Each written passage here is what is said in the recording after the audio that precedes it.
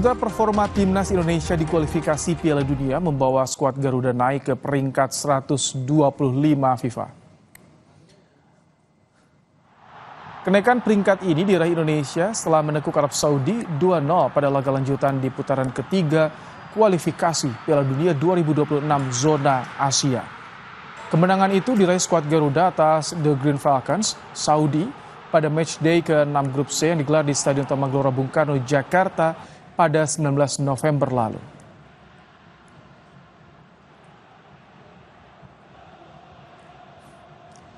Timnas Indonesia meraih tren positif dengan naik 5 peringkat ke nomor 125 setelah sempat tergusur ke posisi 130 dunia peringkat FIFA. Peringkat 125 diperoleh dengan capaian 1135,11 maksud kami, setelah timnas menambah 16,24 poin. Yakni akumulasi setelah kalah dari Jepang, Indonesia kehilangan 2,93 poin dan usai mengalahkan Saudi di kualifikasi Piala Dunia menambah 19,16 poin. Dengan menempati peringkat 125 FIFA, timnas Indonesia sekaligus meningkatkan gengsinya di antara negara-negara Asia Tenggara. Indonesia berada di posisi 3 besar Asia Tenggara di bawah yang bertengger di posisi 97 ini Thailand dan Vietnam di posisi 116, sekaligus meninggalkan jauh Malaysia yang berada di posisi 132. Dalam akun Instagramnya, ET Erick Thohir, Ketua Umum PSSI bilang alhamdulillah ranking FIFA Indonesia terus naik. Saat ini Indonesia berada di peringkat ke-125 atau naik 5 peringkat dari posisi sebelumnya. Kita akan terus dorong Indonesia bisa masuk 100 besar ranking FIFA. Bismillah, Garuda mendunia, ujar Erick. Menghadapi Piala AFF 2024, 3 pemain yang bermain di luar negeri, Ivar Jenner, Justin Hubner dipastikan tidak akan memperkuat timnas. Menurut manajer timnas Sumarji, 2 pemain itu absen akibat padatnya jadwal kompetisi. Sedangkan pemain yang bermain di luar negeri lain, Pratama Arhan dijadwalkan bergabung pada hari Minggu ini. Asnawi Mangkualam bergabung setelah 3 Desember dan Rafael Struijk bisa bermain jika timnas lolos semifinal. Sementara Marcelino Ferdinand meski akan bergabung, belum diketahui tanggal pastinya. Hingga kini, manajer timnas masih terus melakukan lobby untuk menggait pemain yang akan memperkuat skuad timnas di ASEAN Championship atau AFF 2024. Karena apa? Karena beberapa pemain yang abroad memang sudah menyampaikan kemungkinan tidak bisa datang. Seperti Justin, mungkin juga sampai dengan hari ini belum ada kabar. Kemungkinan juga tidak bisa bergabung. Lantas ada beberapa pemain yang seperti Ivar juga belum ada kabar sampai dengan hari ini. Saya masih tetap berkomunikasi dengan Ivar sendiri dan dengan klubnya, tapi kemungkinan juga kecil ini Ivar. Jadi dengan adanya beberapa pemain yang dimungkinkan abroad tidak bisa datang, tentu kan juga harus kita diskusikan apakah membawa skuad yang ada saat sekarang ini yang sudah dipanggil, ataukah dengan tidak ada itu kita harus mencoba memanggil pemain. Bagaimana skuad Garuda tetap fokus meraih gelar juara dengan absennya sejumlah pemain andalan seperti Ivar Jenner dan Justin Hubner? Kita akan bahas bersama dengan pengamat sepak bola Wesley Huta Galung. Selamat petang Bung Wesley. Selamat petang Mas Ibrahim. Baik, Bung Wesley, Ivar dan Hubner ini absen. Siapa nanti yang bisa menggantikan posisinya untuk timnas di AFF?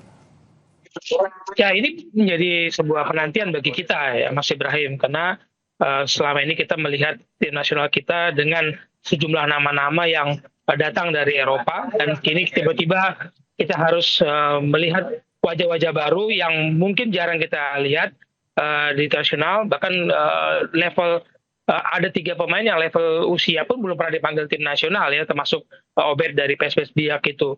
Ada 4 kiper kita juga nggak pernah main di timnas senior, level junior. Nah, ini menjadi penantian bagi kita melihat bagaimana pelatih Sintayong meracik, mempersiapkan timnya. Waktu yang mepet, lalu kalau untuk menyebut nama-nama kita rasanya belum dapat nih Mas Ibrahim, karena sebenarnya kita menunggu laga uji cobanya ada tidak untuk tim nasional AFF ini. berlaga sebelum mereka turun tanggal 9 ya di Iya. Myanmar. Begitu Mas Ibrahim. Tapi ini bagaimana kalau Anda melihat tantangan dari STI untuk memoles timnas U22 ini agar ciamik nih nanti berlaga di AFF? Ini sebenarnya ujian bagi STY karena saya melihat PSSI masih malu-malu untuk mengatakan mereka mau juara AFF atau tidak dengan menurunkan pemain muda. Sebenarnya kan tetangga-tetangga kita udah bisik-bisik nih bahwa Indonesia kok nggak serius lihat AFF yang memang bukan termasuk kalender FIFA. Tapi dengan kita konsentrasi menuju Piala Dunia di kualifikasi 3, wajar kalau kemudian kita melihat melompat ke sana dan menurunkan pemain muda karena kompetisi di dalam negeri masih berlangsung, Mas Ibrahim. Kalau pemain yang kemarin sudah membela tim nasional di kualifikasi dimainkan lagi di AFF, bagaimana dengan klub-klub, bagaimana dengan prestasi klub-klub, itu menjadi sebuah ujian bagi STY untuk meracik situasi yang tidak ideal bagi dia. Makanya STY katakan kan kemudian saya hanya menargetkan final, jangan ekspektasi terlalu tinggi terhadap tim ini. Nah ini yang kita tunggu sebenarnya, tanggung jawab STY untuk mengangkat, karena bagaimanapun juga kita nyebutnya tim nasional, kita tidak menyebut tim lain, kita nyebutnya tim nasional. Ada yang harus dipertanggungjawabkan, ada yang harus dibela di situ. Oke, kalau misalkan Ivar kan absen, Yubner juga absen, tapi ada Marcelino Ferdinand yang kabarnya fix bisa memperkuat, ada juga Arhan, Asnawi, ini cukup? Kalau cukup nggak cukup, rasanya kita tidak bisa mengandalkan 1, 2, 3 pemain karena sebuah tim itu diracik lewat strategi permainan, strategi yang melibatkan 11 pemain di lapangan dan pemain pengganti. Jadi kalau kita mengatakan ada Pratama, ada Arhan, itu nggak cukup. Bagaimana Sintayong meracik strategi ini? Saya katakan lagi, chemistry juga belum tentu terbentuk karena waktu yang mepet. Apakah ada cukup waktu uji coba setelah mereka kumpul tanggal 26 kemarin di Bali untuk pemusatan latihan? Bagaimana pemain yang jarang berkumpul ini bertanding dengan lawan yang oke lah kita katakan yang lain serius, kitanya memang tidak niat juara, hanya ingin memberikan yang terbaik, hasilnya syukur-syukur juara. Kan itu ya narasi yang diciptakan PSSI. Tapi sebetulnya kan ada beberapa pemain kadek Ariel Doni Tripamungkas yang di kelompok umur nih cukup bersinar. Apakah ini juga bisa membantu untuk apa ya istilahnya menambah kekuatan di timnas U22 ini? Iya, tadi saya menyebut ada beberapa pemain yang belum pernah main di tim kategori senior, tapi ada juga banyak yang bermain di kategori usia U20 atau U22 ya, termasuk Doni Tri dari Persija, Ferrari bahkan sudah main U23 juga. Kemudian Ada Hoki juga, Hoki Caraka. Tapi kan tidak mudah memadukan mereka tanpa pertandingan uji coba. Kalau hanya latihan-latihan itu tekanan pressure-nya berbeda. Makanya saya katakan ini ujian bagi Sintayong. Kalau Sintayong sendiri agak gamang dengan mengatakan jangan terlalu berespektasi terhadap tim ini karena tim muda, lalu bagaimana kita mempertanggungjawabkannya kepada publik nanti hasilnya. Syukur-syukur masuk final ya, seperti target PSSI kan moga-moga masuk final. Tapi ini dengan 27 ya, koreksi bila salah, 27 pemain yang tersisa nanti akan dikerucutkan sampai 23 pemain. Ini strateginya seperti apa agar bisa maksimal, tidak tanggung-tanggung nanti ketika di ajang AFF ini, Bung Wesley? Seleksinya kan masih akan berlangsung ya di Bali selama pemusatan latihan. Kita akan lihat siapa pemain yang dalam kondisi fit, kan ada juga yang sudah dipulangkan.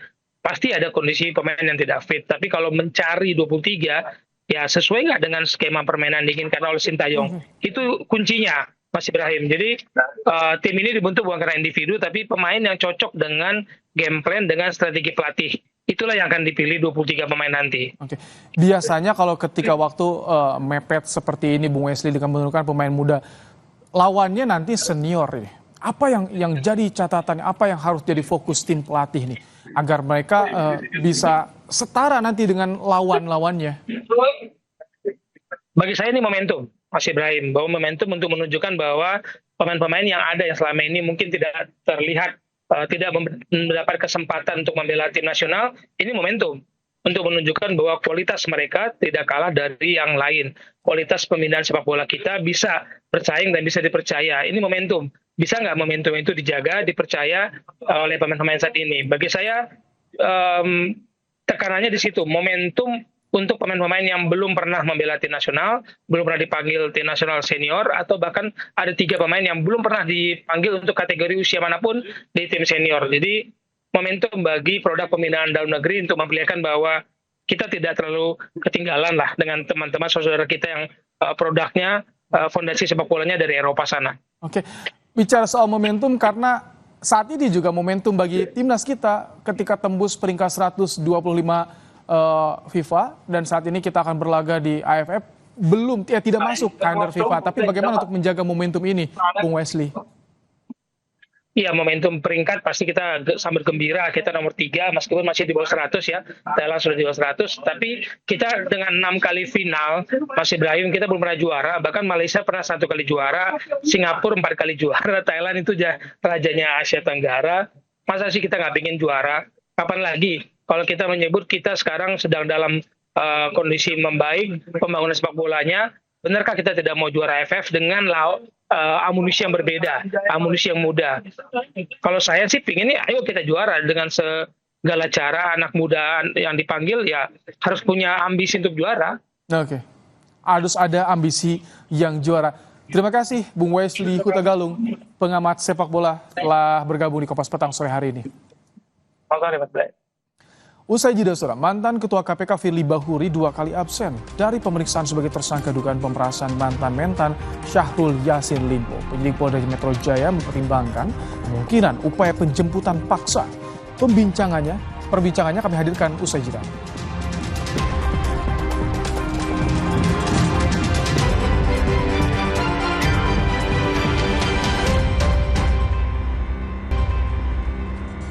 Saudara, performa timnas Indonesia di kualifikasi Piala Dunia membawa skuad Garuda naik ke peringkat 125 FIFA.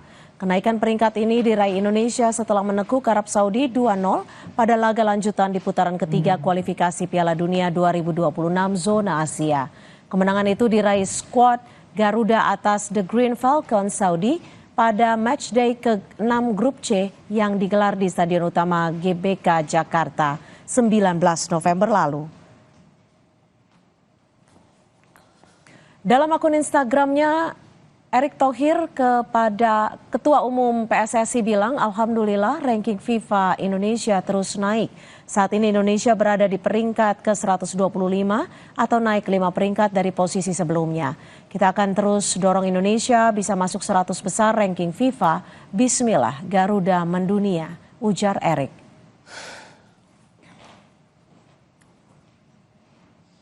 Saudara, informasi tadi juga menjadi penutup perjumpaan kita di Kompas Petang hari ini. Saya Cynthia Rompas. Dan saya Rahmat Ibrahim. Terima kasih. Sampai jumpa.